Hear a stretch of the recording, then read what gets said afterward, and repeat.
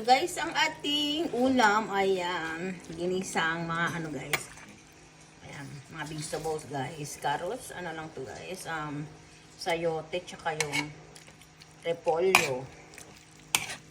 Tsaka merong guys, konting beans. Hindi na natin yung pinatuyuan ng samo guys kasi dami nang kakain naman dyan. Ayan siya guys.